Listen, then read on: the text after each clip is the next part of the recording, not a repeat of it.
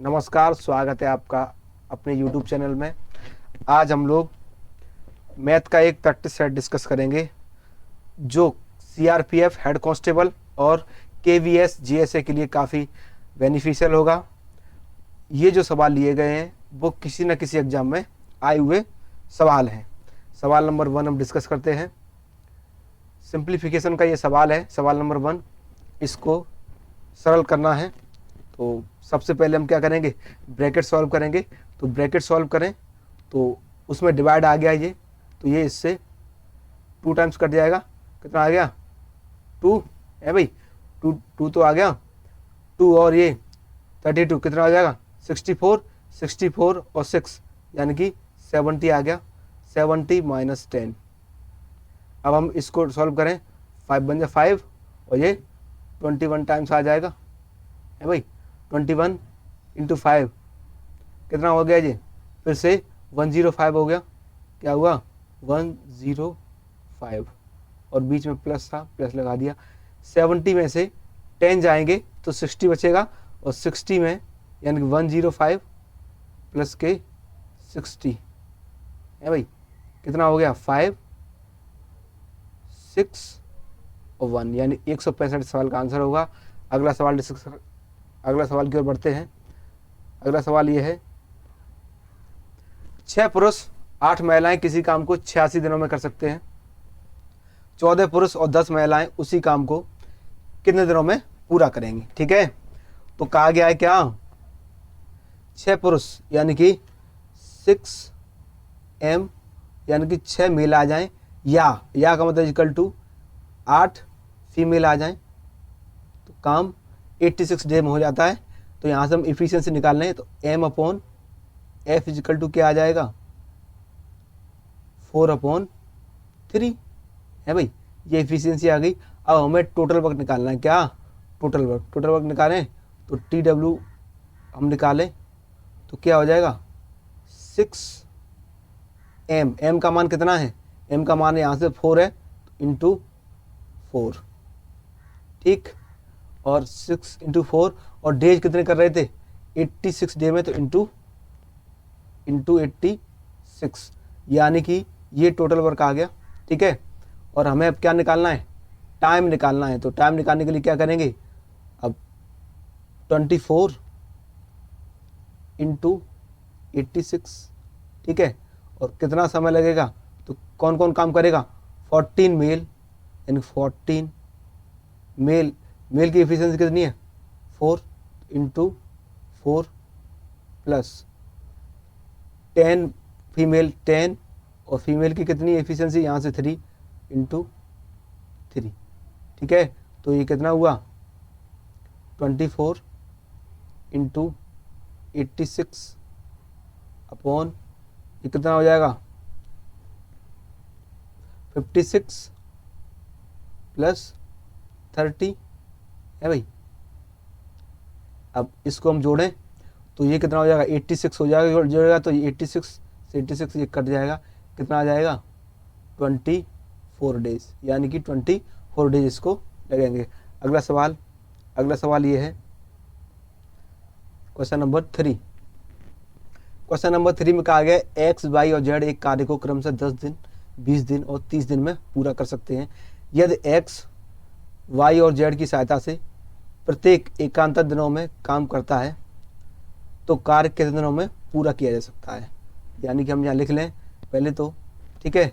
तो सवाल ये है कि X कौन? X 10 दिन ले रहा है, Y 20 डेज ले रहा है और Z 30 डेज ले रहा है। हम इन सब का एलसीएम ले लें तो एलसीएम कितना आ जाएगा? 60। कितना आ जाएगा? 60। इसका से डिवाइड करेंगे तो कितना आ जाएगा? 6। इसका करेंगे तो 3, इसका करेंगे तो 2। पहले दिन कौन आएगा? पहले दिन X आएगा, पहले दिन X आएगा और वो 6 काम करके जाएगा।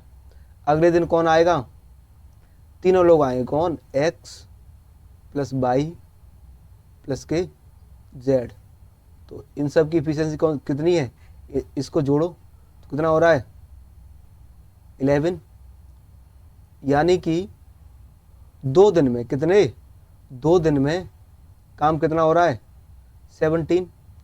अब हमें इसमें 17 में ऐसा मल्टीप्लाई करना है कि 60 के करीब पहुंच जाए, तो 3 का कर दें 3, यानी कि 6 डेज में 51 काम हो गया। ठीक है, अब आगे कौन आएगा, एक्स आएगा। अगले दिन कौन आएगा, एक दिन के लिए कौन आएगा, एक्स आएगा, है भाई, एक्स ही तो आएगा। तो वो कितना काम करेगा, 6 काम कर देगा। कितना कर देगा, 6, यानी कि कितने दिन हो गए, 7 डेज हो गए। और 7 डेज में काम कितना हो गया, 57। लेकिन काम हमें करवाना कितना है, 60 करवाना, कितना 60। तो कितना काम बचा हुआ है, 7 दिन तो हो गए। कितना काम बचा हुआ है भाई, काम बचा हुआ है 3।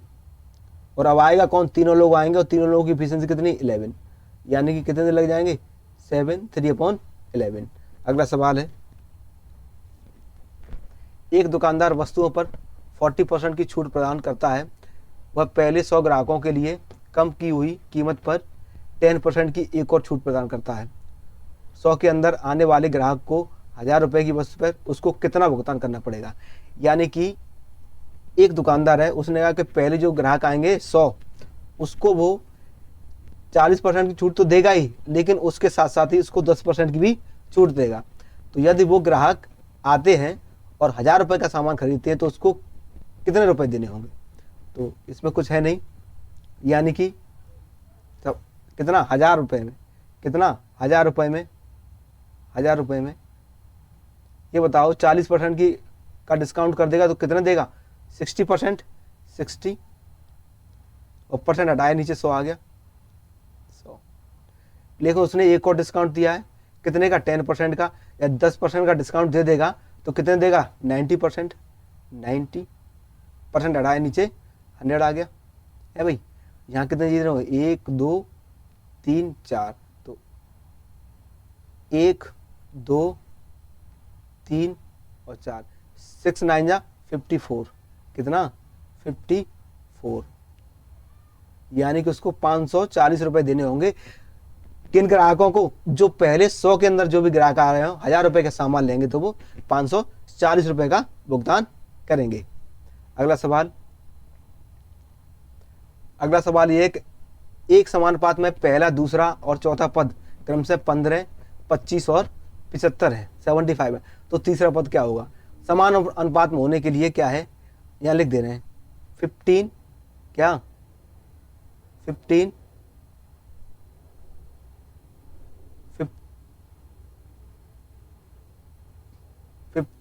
यहाँ लिख दें 15 पहली संख्या है, दूसरी 25, तीसरी हमें निकालनी है जो x है, और चौथी 75 है। समान अनुपात में होना है इनको, तो क्या होगा 15/25 इक्वल टू x/75 है भाई।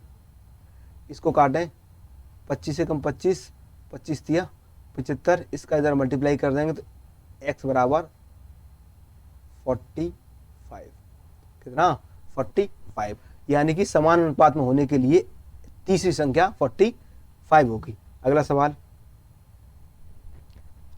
3 कमीज और 2 पतलून की कीमत 950 रुपया है, जबकि 2 कमीज और 5 पतलूनों की कीमत 1050 रुपया है। तो बताइए 4 पतलून और 5 कमीजों की कीमत कितनी होगी। देखते हैं, ये सवाल भी बहुत अच्छा है। ठीक, तो इधर देखिए, यानी कि 5 कमीज और 2 पतलून ले, क्या 2 पतलून ले, तो उसको 950 रुपये देने होते हैं भाई। फिर यदि वो गलत हो गए, यहाँ पे 1 मिनट रुकिए,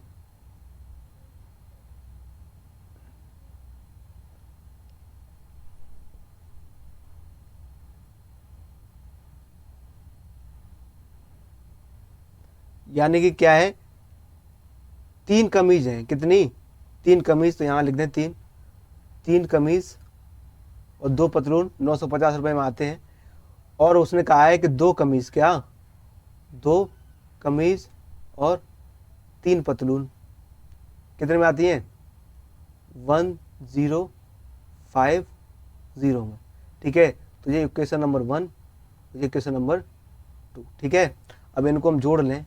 क्या करें हम? जोड़ें।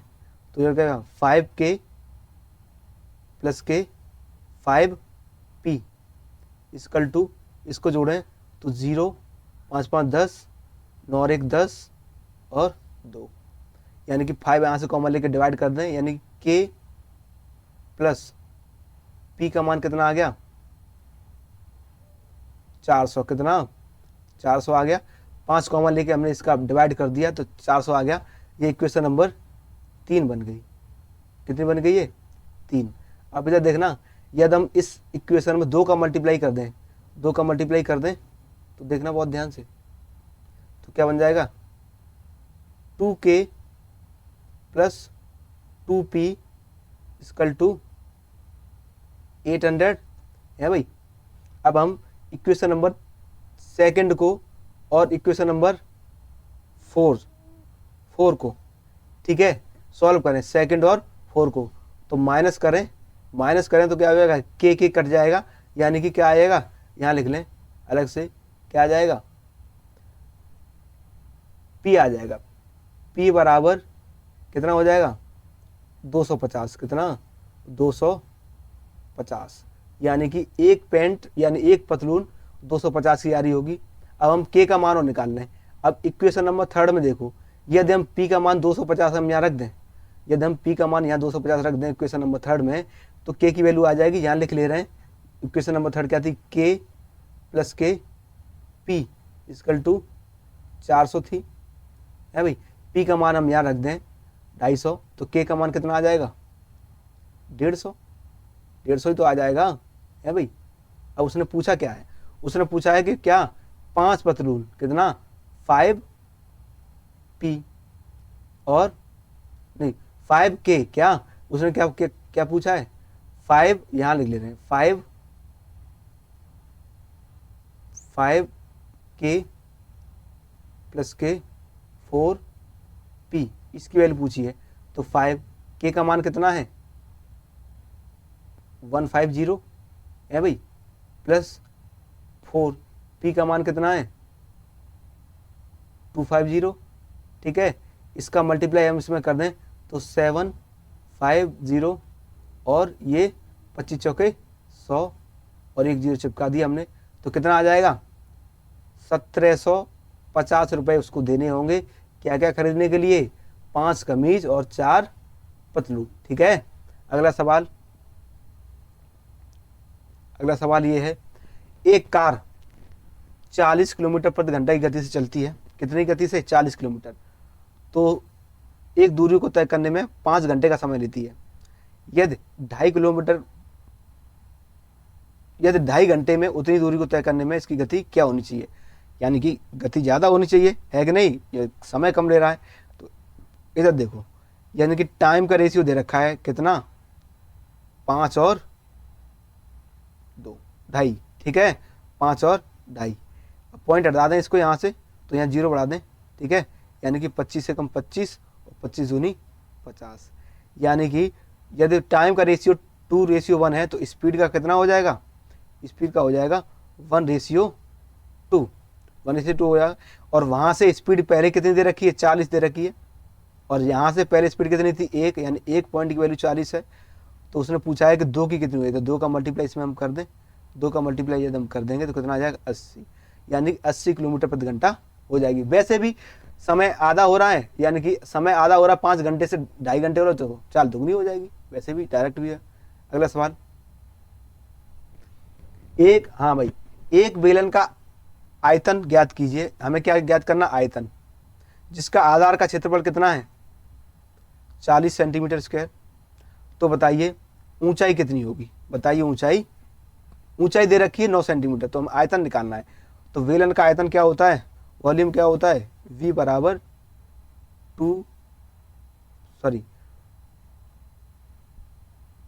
पाई R स्क्वायर इंटू H। यानी कि ये 40 क्या है? क्षेत्रफल है आधार का। आधार का क्षेत्रफल क्या होता है? सर्कल होता है वो। तो सर्कल के क्षेत्रफल पाई R स्क्वायर दे रखा है। इसमें यही वैल्यू दे रखी है कितनी 40। 40 वैल्यू किसकी है पाई आर स्क्वायर की, और एस का मान कितना है 9, यानी कि 360 सेंटीमीटर क्यूब। आगे बढ़ें। हाँ भाई, 5 के पहले 5 धनात्मक गुणजों का औसत क्या होगा। ये सवाल कल भी आया था और आज भी आया है, चलो इसको दोबारा से कर ले रहे हैं, ठीक है। ऐसा ही सवाल था, उसमें कल के मैं 9 के गुणज पूछे गए थे, तो हमने क्या बताया, पहले 5 के 5 यानी कि पहले ऐसे करके 1 2 ऐसे करके उसने कहाँ तक 5 तक की संख्या पूछी है, और वो 5 तक की संख्या कैसी हो 5 का मल्टीपल हो, तो 5 का मल्टीपल हो, ठीक है। तो नेचुरल नंबर्स का एवरेज क्या होता है, पहली संख्या, तो पहली संख्या कौन सी है 1, और अंतिम संख्या कौन सी 5, और इसमें डिवाइड कर देंगे 2 का, तो कितना हो गया 3। ये 3 एवरेज तो उसका आया है जो नेचुरल नंबर्स का, लेकिन उसको 5 का मल्टीपल का है उसने, तो 5 का मल्टीप्लाई कर दो यहाँ, तो 5 का मल्टीप्लाई कर दें तो कितना आ जाएगा 15, तो इसका औसत कितना आ जाएगा 15। अगला सवाल, फलों की कीमत में 25% की वृद्धि हो गई, खपत को कितना प्रतिशत कम किया जाना चाहिए ताकि खर्चा समान रहे, यानी कि खर्चा न बदले, ठीक। तो इसका तो 20% होगा, क्या होगा इसका 20% आंसर। कैसे, वो ये कह रहे हैं कि मान लो कीमत पहले कितनी थी 100 थी, लेकिन वृद्धि हो गई, तो वृद्धि हो गई 125 हो गई, ठीक है। लेकिन वो कह रहा है कि ना कीमत ना बढ़े, तो इसका मतलब कितनी बढ़ी है यहाँ पर 25, ठीक है। और इस बार बेस कौन सा हो जाएगा 125 इंटू 100 है भाई, ये 5 बार कट जाएगा इससे, और 5 का डिवाइड कर दें कितना आ जाएगा 20%, कितना आ गया 20%। अगला सवाल है एचसीएफ का 11, 44, 121, 88 और 1331 का एचसीएफ क्या होगा। एचसीएफ होने के लिए क्या हमें चाहिए, एचसीएफ एक कॉमन फैक्टर होता है जो सबको काट दे, तो 11 तो काटेगा ही 11 को, 44 को भी काट देगा, 121 को भी, 88 को भी, और 1331 को भी, तो इसका एचसीएफ क्या हो जाएगा 11 हो गया। अगला सवाल, निकिता को एक टेबल फैन को 840 रुपए में बेचने पर 20% का लाभ हुआ, कितने परसेंट का 20% का लाभ हुआ।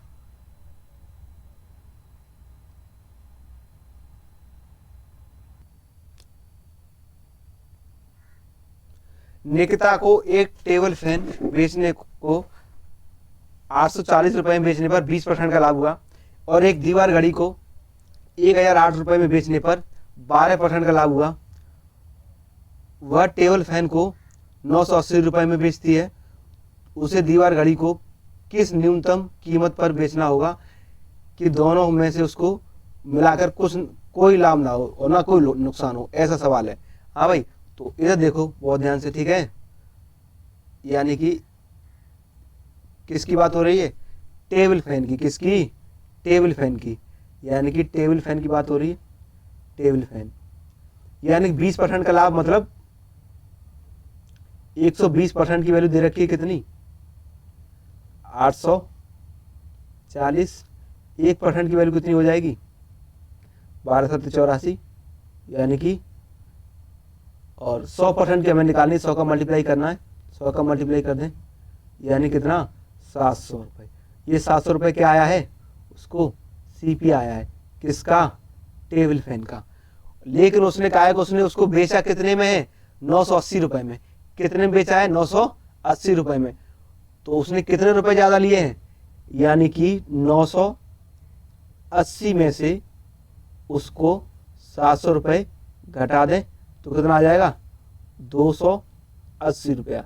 यानी कि उसने टेबल फैन को खरीदा 700 रुपये में था, लेकिन 980 में बेचा, यानी कि 980 में उसने बेचा, इसका मतलब क्या है उसने 280 रुपये का लाभ लिया है कि नहीं। अब हम आ रहे हैं दीवार घड़ी पर, ठीक है।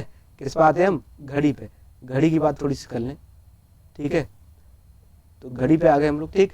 तो घड़ी के बारे में कहा गया है कि उसने 12% का लाभ लिया और 1008 में बेचा, मतलब 112% की, कितने की 112% की वैल्यू कितनी है 1008।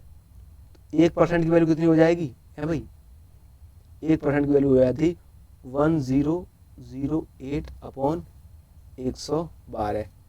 हमें निकालनी कितने की, 100 की, तो 100 का मल्टीप्लाई यही कर लेना, बाद में करने का क्या मतलब, ठीक है। 100 का मल्टीप्लाई हमने यहाँ कर लिया, 4 से काटा हमने इसको, 4 एकम 4 दूनी 8 है भाई, बचेंगे 3, 4 8 32, ठीक। 4 से काटे हम इसको, 4 दूनी 8, कितने बचेंगे 2, 4 5 20 और 4 दूनी 8। फिर से हम इसको काट दें, 7 से काट दें है भाई, 7 से, 7 चौके 28, 7 से इसको भी काट ले रहे हैं, 7 से काट रहे हैं, 7 3 21, बचेंगे कितने 4, 7 6 42। अब हम 4 से इसको 25 बार काट दें, 25 बार, तो घड़ी का सीपी कितना आ गया, सीपी घड़ी का कितना आ गया है भाई, घड़ी का सीपी आया 36 गुणा 25। अब इसका मल्टीप्लाई हम कर लें तो 25 का 150, 150 जीरो और कैरी 15, 25 75 90, यानी कितने 900, कितनी 900, यानी कि घड़ी का सीपी कितना है 900। लेकिन उसने कहा है कि जब वो बेचे तो उसको कोई नुकसान ना हो ना कोई लाभ हो। तो ये बताओ, जब उसने टेबल फैन को 700 रुपए में खरीदा था और उसने 980 रुपए में बेचा था, इसका मतलब 280 रुपए उसने ज्यादा लिए थे, यानी कि 280 रुपए ये उसने ज्यादा लिए थे, ये तो लाभ हो गया ना। तो कोई लाभ ना हो ना कोई नुकसान हो तो उसको हमें इसमें से घटाना पड़ेगा। 980 को 80 में से 900 में से हम क्या घटा देंगे, 900 में से घटा देंगे 280, यानी कि उसको दीवार घड़ी 620 रुपए में बेचनी होगी। तब ना तो उसको कोई लाभ होगा ना ही कोई इसको नुकसान होगा, ठीक है। अगला सवाल है, अगला सवाल दे रखा है बार के रूप में दे रखा है, चलो उसको भी कर ले रहे हैं, ठीक है। तो देखो बार के ऊपर क्या होता है, यानी कि जिसके ऊपर बार होता है, ठीक है, पहले तो पूरी संख्या लिखते हैं, पूरी संख्या कितनी है 1 2 3 4, और जिसके ऊपर बार नहीं होता है उसको घटा देते हैं। और कितने के ऊपर बार है, 3 के ऊपर है, 1 2 3, तो 9 9 9, ठीक है, प्लस ऐसे इसमें लिखेंगे 4 3 2 1, 4 इसमें से माइनस कर देंगे है भाई, और यहाँ कितना आ जाएगा 9 9 9, 3 संख्याओं के ऊपर ही बार है। अब क्या इसमें से घटा दो, तो घटाएं तो यहाँ पे क्या बचेगा 1 2 3 3 अपॉन 9 9 9, प्लस इसमें से घटाएं तो 4 3 1 7 अपॉन 9 9 9। अब क्या है, इनको जोड़ दो, 7 3 10 है भाई, 3 और 1 4 और 1 5, 3 2 5 और 5 बटे 9 9 9। अब ये आपस में कटेंगे नहीं, तो इसका उत्तर कितना हो जाएगा यही, ठीक। आगे बढ़ें, अगला सवाल है, अगला सवाल दे रखा है कि 12 मीटर लंबी, 9 मीटर ऊंची तथा 90 सेंटीमीटर मोटी एक दीवार बनाई जानी है। यह देखते हुए कि एक पैक में 450 ईंट हैं। यदि प्रत्येक ईंट की विमा 10 सेंटीमीटर, 7.5 सेंटीमीटर और 7 सेंटीमीटर हो और सीमेंट और रेत का मिश्रण दीवार का 1/18 आयतन घेरता है, तो बताइए ईंटों के कितने पैक की आवश्यकता होगी, ईंटों के कितने पैक हमें इसमें लगाने पड़ेंगे, ठीक है। तो इसका आंसर हम निकालने की कोशिश कर रहे हैं, इधर देखो, इधर देखो। और निकटतम पूछा, उसने क्या पूछा है, निकटतम पूर्णांक में, यानी कि संख्या पॉइंट में आ रही होगी इसका मतलब, ठीक है। तो कोई बात नहीं, कितने पैक लगेंगे ये बताना है, ठीक है। तो कुछ संख्या सेंटीमीटर में दे रखी है, कुछ मीटर में, तो सबको मीटर सेंटीमीटर में चेंज कर लें। तो दीवार का आयतन क्या होगा, L into B into H, तो 12 क्या 12 इंटू 9 इंटू 90, ठीक है 90। अब ये दोनों मीटर में, तो 100 का मल्टीप्लाई हम यहाँ कर लें, कितने का 100 इंटू 100, ठीक, 100 × 100 हो गया। अब वो ये कह रहा है कि 1/18 भाग क्या घेरता है, सीमेंट और रेत घेरता है। तो इसका मतलब ईंटें कितने आयतन में लगी है, 17/18 में, कितने, 17/18 का आयतन में कौन लगी हैं, ईंटें लगी हैं 17/18 में। ठीक है, तो इसको पहले सॉल्व कर लें। यहाँ पर रखा जाएगा क्या, दीवार का आयतन, और यहाँ पर ईंटों का आयतन। ठीक है, तो पहले हम इसको सॉल्व कर ले रहे हैं, बड़ा हो गया है, 18 × 18 और 18 × 5 90, 5 आ गया यहाँ पे। ठीक है, अब इनका मल्टीप्लाई करें तो यहाँ कर ले रहे हैं, सही रहेगा थोड़ा सा। ठीक है, तो कितना हो जाएगा, 12 × 45 × 100 × 100 × 17। ये किसका आयतन है, दीवार का। लेकिन ईंट का आयतन कितना है, ईंट का आयतन उसने दे रखा है, ईंट की विमाएं दे रखी हैं, तो वो कह रहे कितने पैक लगेंगे, और एक पैक में कितने हैं, 450 ईंटें आती हैं। तो हम मान लें n पैक लगाएंगे, कितने, n, और n पैक, और एक पैक में कितनी ईंटें आती हैं, 450, 450 का मल्टीप्लाई कर लें। ठीक है, इनटू, अब कितनी विमाएं, 10, 7.5 और 7। ठीक, अब 7.5 है, पॉइंट हटा दें, नीचे एक 0 आ जाएगा, 10 से ये 10 कट जाएगा। ठीक है, अब इसमें कुछ नहीं है। अब देखना, 45 से ये 10 बार कट जाएगा, और 45 से ये 45 कट जाएंगे। ठीक, और एक 0 ये आया था ना, उसको एक 0 को हम यहाँ से काट दे रहे हैं, ये पूरा कट गया। अब इसमें बचा क्या है, हमें n का मान निकालना है। n का मान निकालने के लिए क्या करेंगे, और इसको काट ले रहे हैं थोड़ा सा, 3 से काटेंगे 25 बार, और 3 से काटेंगे हम इसको 4 बार। अब इसको लिख ले रहे हैं। ठीक है, तो क्या लिखें, 4 × 10 × 17 अपॉन, इसका डिवाइड कर देंगे, किसका, 25 × 7 = n का मान हमें निकालना है, कितने n लगेंगे, 4, 25 से कट जाएगा 4 बार। ठीक, और कितना आ जाएगा, इसका मल्टीप्लाई हम कर लें, इसको हम 8 मान ले रहे हैं, क्या है, निकटतम पूछा है ना उसने, इसको हम 8 मान लें, क्या मान लें, 8। तो देखना, 4 × 4, 4 दूनी 8, 2 से इसको काट दें 2 बार, तो n की वैल्यू कितनी हो जाएगी, n बराबर ×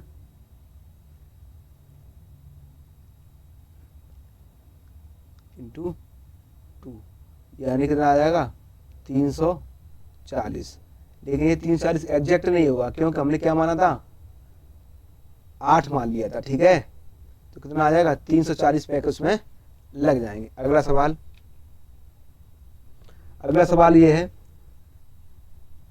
एक व्यक्ति ने अर्धवार्षिक रूप से चक्रवृद्धि ब्याज की जाने वाली 10% वार्षिक ब्याज की दर पर 8,000 रुपए की राशि उधार ली। 1 वर्ष की अवधि के लिए चक्रवृद्धि ब्याज कितना देना होगा। ठीक है, तो अर्धवार्षिक कहा है उसने, क्या कहा है, हाफ ईयरली। क्या कहा है उसने, हाफ ईयरली।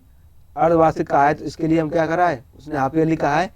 तो 1 साल है, तो 1 साल में कितने हाफ ईयरली हो जाएंगी, 2, यानी कि टी का मान कितना हो जाएगा, 6 महीने, 2 ही 2, यानी टी का मान 2, और रेट में 2 का डिवाइड कर देंगे, तो रेट कितनी हो जाएगी, 5%। रेट कितनी हो जाएगी, 5%। अब इसमें क्या बचा है, कुछ नहीं बचा। अब नेट रेट निकालें, क्या, नेट रेट, क्या, नेट रेट। नेट रेट कैसे निकालेंगे, होता है x + y, 2 साल के लिए होता है, प्लस XY/100। ये 2 साल के लिए हो तो नेट रेट हम कैसे निकाल लेंगे, इससे, तो 5 + 5 + 5 × 5/100 है भाई। तो 5 × 5 = 10, कितना आ जाएगा, 10.25। 10.25, तो उसको कितने रुपए देने होंगे, 8,000 का ब्याज उसको कितना देना पड़ेगा, 10.25।